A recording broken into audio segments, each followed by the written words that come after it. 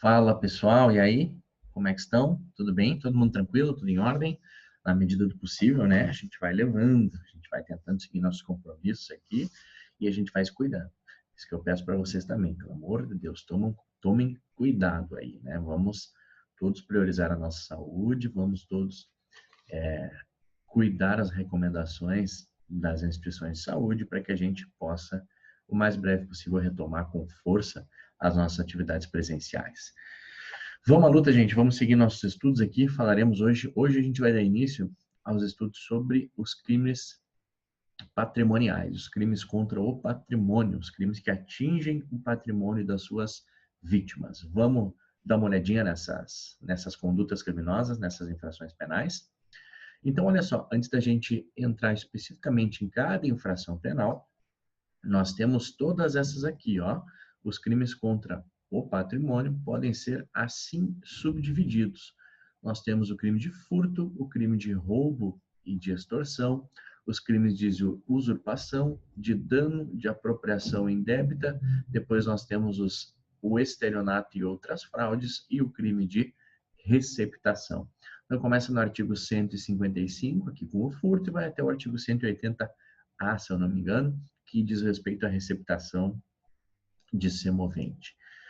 Comecemos pelo começo, então vamos falar primeiro sobre o crime de furto. O crime de furto é um crime bem importante, tá? No que diz respeito ao OAB, no que diz respeito a concursos públicos, no que diz respeito à prática. É importante que a gente tenha conhecimento sobre as principais disposições do crime de furto, que é capitulado no artigo 155 do Código Penal. Então, olha só, crime de furto. O que é furtar alguma coisa? Furtar alguma coisa é subtrair para si ou para outrem coisa alheia móvel. Então, se, por exemplo, algum de vocês, estamos numa sala de aula normal, presencial, e algum de vocês deixa o telefone em cima da mesa. Se eu pego esse telefone, enquanto vocês vão no banheiro, alguém vai no banheiro, está no intervalo, eu pego esse telefone e coloco no bolso. Eu subtraí para mim, eu quero usar aquele telefone, um iPhone 10 Plus Max, que eu não conheço, quero ter esse telefone. E esse telefone é uma coisa alheia móvel. Então, no momento em que eu pego o telefone de vocês para usar, ou para vender, seja o que for, mas no momento em que eu pego para mim aquele telefone, eu cometi o crime de furto. Primeira informação relevante aqui. A jurisprudência do Superior Tribunal de Justiça entende que a consumação do furto não exige o que se chama de posse mansa e pacífica. Eu não preciso ficar com o telefone muito tempo, meses, semanas, dias, na minha casa para que o furto esteja consumado. Basta que haja a inversão da posse do bem. Então, peguei o bem para mim, vocês não perceberam, ele já estava em meu poder, isso é suficiente para consumar o furto, tá? Então, no momento em que eu pego o telefone para mim, eu adimpli, eu consumei o crime de furto, artigo 155, eu subtraí para mim uma coisa alheia móvel, beleza?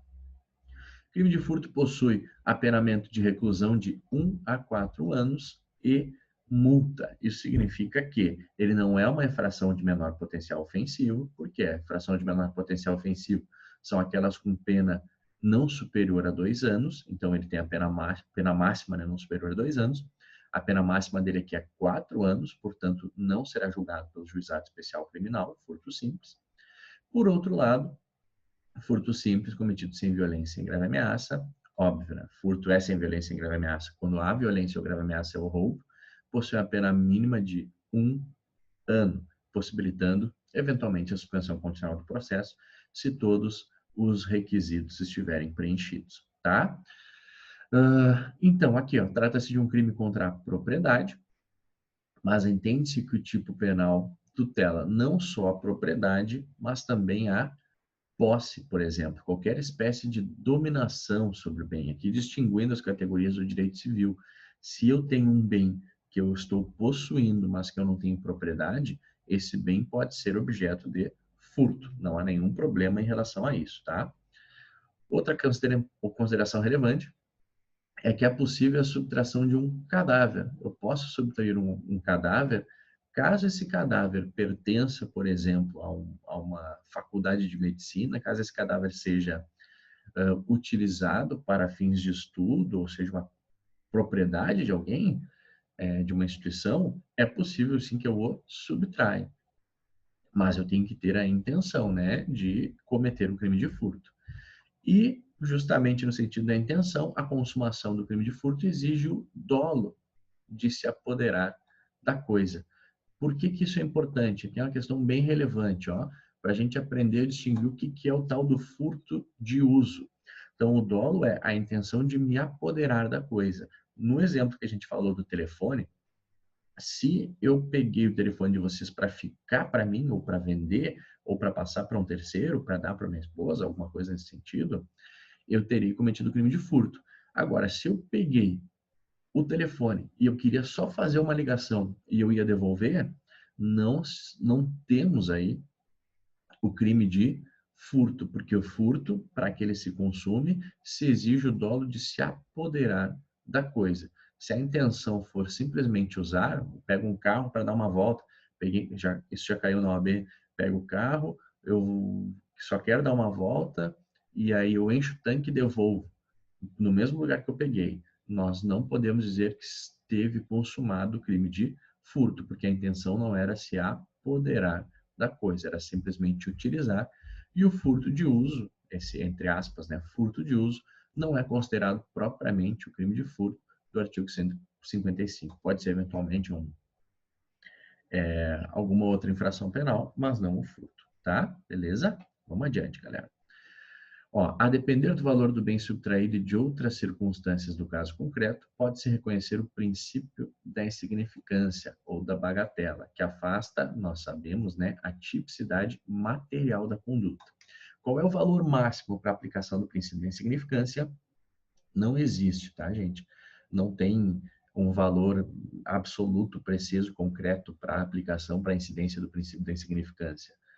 Mas o que é levado em consideração para reconhecimento ou não desse princípio? Uma série de fatores, uma série de circunstâncias, como, por exemplo, o próprio valor do bem, se o réu é reincidente ou é primário, se o furto foi tentado ou consumado, se o furto é simples ou é qualificado,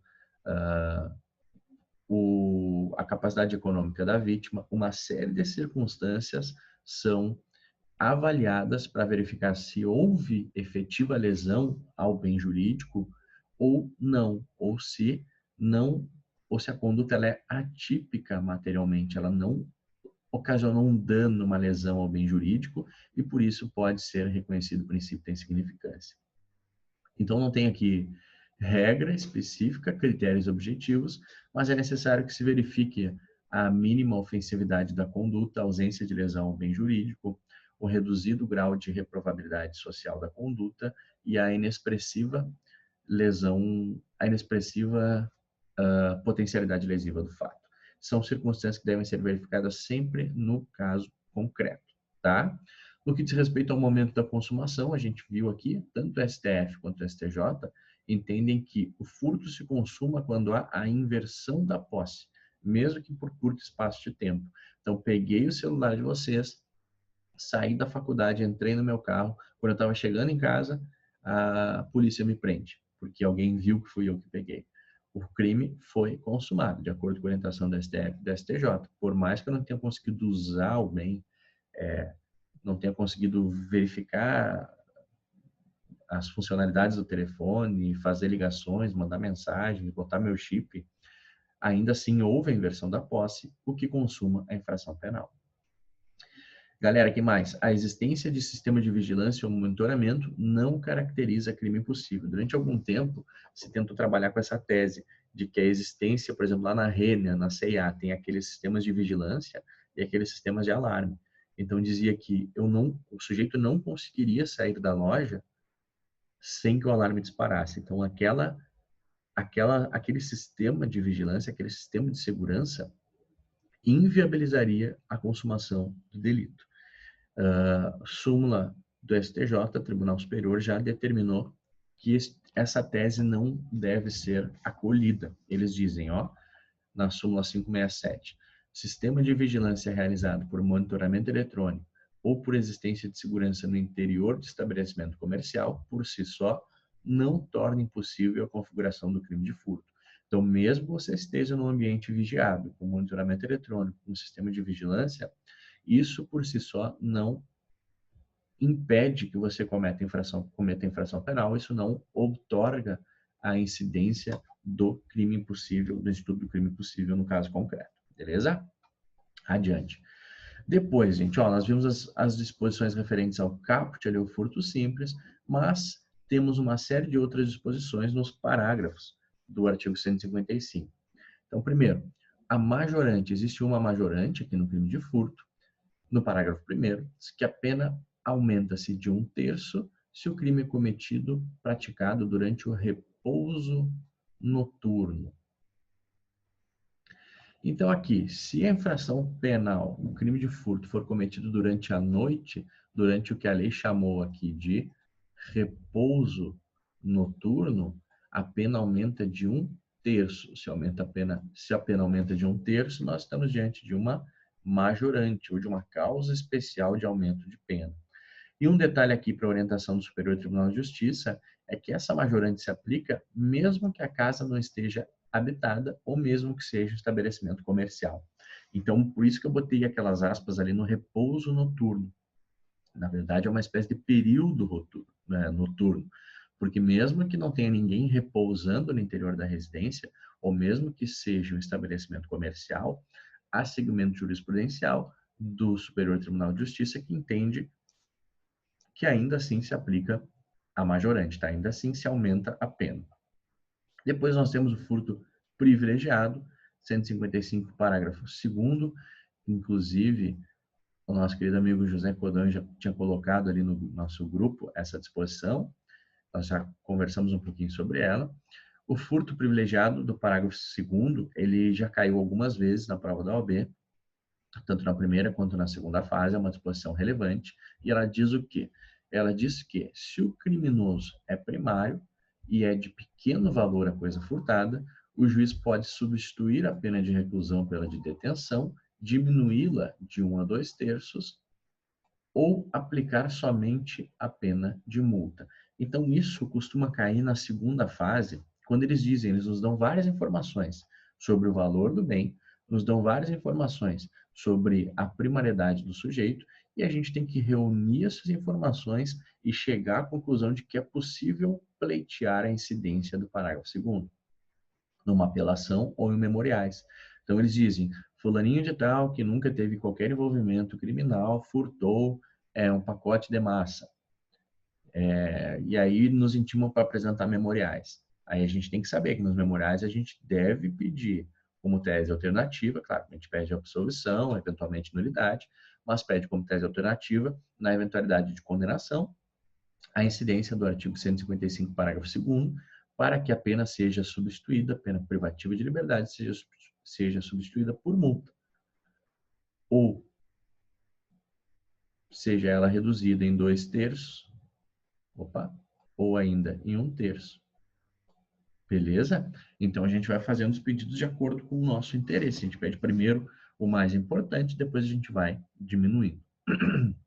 A gente vai autorizando também, requerendo, melhor dizendo, né, a incidência do Instituto, mas não da forma como a gente mais quer. Então, primeiro a gente faz o pedido mais importante, substitui toda a pena por multa, se você não considerar conveniente, reduz em 2/3, se não, reduz em 1/3. Beleza? Súmula 511 do STJ diz que é possível o reconhecimento do privilégio previsto no parágrafo 2º do artigo 155 do Código Penal, nos casos de crime de furto qualificado, se estiverem presentes a primariedade do agente, o pequeno valor da coisa, e a qualificadora for de ordem objetiva. Para o STJ, a única qualificadora de ordem objetiva no furto, subjetiva no furto, melhor dizendo, é o abuso de confiança. Então, galera, o que diz isso aqui? Temos no furto também, a gente vai ver em seguida, algumas hipóteses de furto qualificado. O STJ está nos dizendo que é possível a incidência do furto privilegiado qualificado, do furto qualificado privilegiado, quando estiverem presentes os requisitos só da primariedade do agente, o pequeno valor da coisa e quando a qualificadora for de ordem objetiva. O que é uma qualificadora de ordem objetiva? É quando ela está relacionada às circunstâncias do fato, ao modo de cometimento do fato, é algo objetivo. Subjetivo é quando está mais relacionado à intenção do agente, ou às circunstâncias vinculadas ao intento do agente. Aqui, para o STJ, atualmente, a única qualificadora de ordem subjetiva é a de abuso de confiança. Então, essa impediria o reconhecimento do furto privilegiado, mas nas outras seria autorizado de acordo com a súmula 511, tá? Vamos dar uma olhadinha quais são as qualificadoras em seguida. O furto de energia elétrica está expressamente previsto no parágrafo 3º do artigo 155, equipara-se a coisa móvel à energia elétrica ou qualquer outra que tenha valor econômico. Então, aqui é importante, ó, galera, isso hoje já é bastante conhecido, já é lugar comum, mas durante muito tempo foi objeto de bastante discussão. É possível furto de energia elétrica. Então, o cara que faz um gato na energia elétrica, ele está cometendo o crime de furto, por expressa disposição do artigo 155, parágrafo 3º, tá? Equipara-se a coisa móvel, ou seja, ele está furtando uma coisa móvel alheia à energia elétrica, ou qualquer outra que tenha valor econômico, tá bem? Então, é possível, sim, furto de energia elétrica. O gato, ele é furto. E aqui as nossas formas qualificadas do crime de furto. Ó, parágrafo 4º. A pena é de reclusão de 2 a 8 anos, bem mais alta, então, né? Extrapola aqui a possibilidade de suspensão condicional do processo, que é autorizada nos casos de pena mínima de 1 ano, até 1 ano, e multa se o crime é cometido com destruição ou rompimento de obstáculo à subtração da coisa. Então, por exemplo, eu quebro um cadeado para subtrair algo que está dentro de um armário, ou eu quebro o vidro do carro para subtrair algo que está em cima do banco. Então, houve aqui uma destruição ou rompimento de um obstáculo para que eu pudesse subtrair a coisa. Inciso 2º. Agora a nossa qualificadora de ordem subjetiva. Com abuso de confiança ou mediante fraude, escalada ou destreza. Abuso de confiança ou mediante fraude, escalada ou destreza. Um exemplo, empregada doméstica que possui a confiança dos patrões, então ela tem a confiança daquelas pessoas, né, para estar dentro da residência, ou o sujeito se veste de instalador de TV a cabo para ingressar na residência e subtrair pertences, aqui temos uma espécie de fraude, ou quando o sujeito escala um muro muito alto, escalada, quando o batedor de carteira habilidoso furta sem ser percebido, nesse caso nós temos a destreza, tá? Então, aqui alguns exemplos de incidência do inciso 2º do parágrafo 4º do artigo 155. O emprego de chave falsa, o exemplo, a cópia da chave verdadeira obtida sem autorização do dono, isso pode ser uma chave falsa, ou uma chave diversa da verdadeira, mas alterada para abrir a fechadura, ou ainda qualquer objeto capaz de abrir uma fechadura, tá? Beleza? E inciso 4º, mediante concurso de 2 ou mais pessoas. Então, havendo concurso de agentes, é possível que esse concurso de agentes qualifique o nosso furto. Se, por exemplo, um distrai a pessoa enquanto o outro subtrai pertence, nós temos aí um furto qualificado pelo concurso de 2 pessoas. Nesse caso, enquanto um distrai e o outro furta, quem subtrai e o outro subtrai o pertence, quem subtrai o pertence é o autor do fato, quem distrai é o partícipe do fato, tá? Beleza? Vamos adiante. Parágrafo 4º. Houve, agora não me lembro se foi 2019 ou 2018, mas significativas modificações no crime de furto e no crime de roubo que aumentaram a pena e inseriram algumas formas qualificadas, tá? Então, seguindo aqui nas nossas formas qualificadas, parágrafo 4º estabelece que a pena é de reclusão de 4 a 10 anos, olhem como é alta a pena, se houver emprego de explosivo ou artefato análogo que cause perigo comum. O que o legislador tentou combater com a inserção dessa qualificadora? Aqueles furtos de caixa eletrônico, os caras botavam explosivo para explodir os caixas eletrônicos, essa conduta agora possui uma pena bem mais alta, né? do que o furto simples e do que o furto qualificado anteriormente existente, que ainda existe, né? Mas que que era positivado antes do parágrafo 4º no parágrafo 4º simples. Parágrafo 5º, a pena é de reclusão de 3 a 8 anos se a subtração for de veículo automotor que venha a ser transportado para outro estado ou para o exterior. Um detalhe aqui, galera. Se o veículo não for levado para o exterior, o agente deverá responder por furto simples. Então, olha só. A pena é de 3 a 8 anos se a subtração for de veículo que venha a ser transportado para outro estado ou para o exterior. Isso já caiu na prova da OAB e serviu esse argumento aqui de baixo serviu como tese, tá? Então, pode ser que eventualmente a jurisprudência divirja em algum ponto, pode ser que haja divergência de jurisprudência nesse ponto, mas é importante a gente saber que pode haver essa argumentação, tá? Se o veículo não saiu do estado, não saiu do exterior, apesar da intenção do agente, foi parado antes da fronteira do estado ou da fronteira do país, a gente tem essa tese defensiva aqui, tá?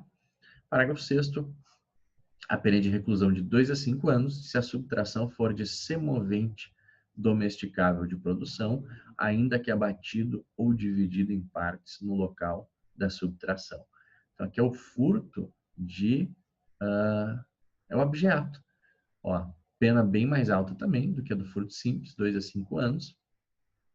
Se a subtração for de semovente domesticável de produção, ainda que abatido ou dividido em partes no local da subtração. Se eu vou subtrair, então, gado ou qualquer semovente domesticável de produção, porco, sei lá, qualquer coisa que se enquadra nesse conceito, eu tenho essa forma qualificada.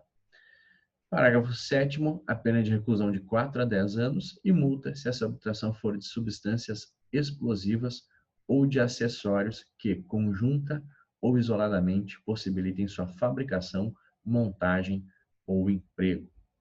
Então, também aqui uma pena bem alta, igual à pena do parágrafo 4º-A, quando a subtração for de explosivo ou acessório que possibilite a fabricagem, montagem ou emprego de explosivos, substâncias explosivas. Beleza, galera? Vamos ver agora rapidinho aqui o furto de coisa comum. Essa figura penal não é tão conhecida, tão utilizada, tão relevante, mas é importante a gente ter conhecimento dela, tá? Artigo 156 do Código Penal. Subtrair o condômino, coerdeiro ou sócio, para si ou para outrem, a quem legitimamente a detém a coisa comum. Pena, detenção de 6 meses a 2 anos. Então, se, por exemplo, se eu e meu sócio temos lá um valor que está depositado não, mas que está dentro em algum lugar, dentro de uma gaveta, e eu pego esse valor para mim, todo para mim, eu incido na figura do artigo 156 do Código Penal. Subtrair o condômino, o herdeiro ou o sócio, para si ou para outrem, a quem legitimamente a detém a coisa comum. Essa é uma ação penal de natureza pública condicionada à representação, ou seja, para que ela tenha andamento, para que ela seja levada adiante, é necessário que a vítima represente.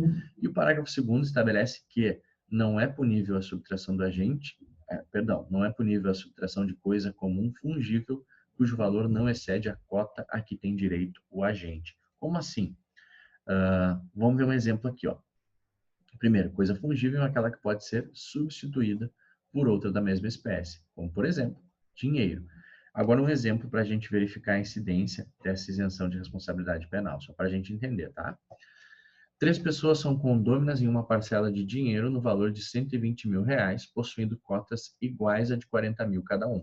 Se um dos condôminos furta 25 mil, não há crime, pois a coisa é fungível, ou seja, é dinheiro, é substituível, e não excedeu a cota parte, que era, no caso, de 40 mil. Para que houvesse a incidência dessa figura penal do artigo 156, seria necessária a subtração de mais de 40 mil reais, 40.100, 41 mil, aí sim nós poderíamos estar diante do artigo 156 do Código Penal. Beleza, galera? Pessoal, vamos ficar por aqui nessa primeira parte. Em seguida, a gente volta para falar sobre o crime de roubo, beleza? Beijo no coração. Já já voltamos.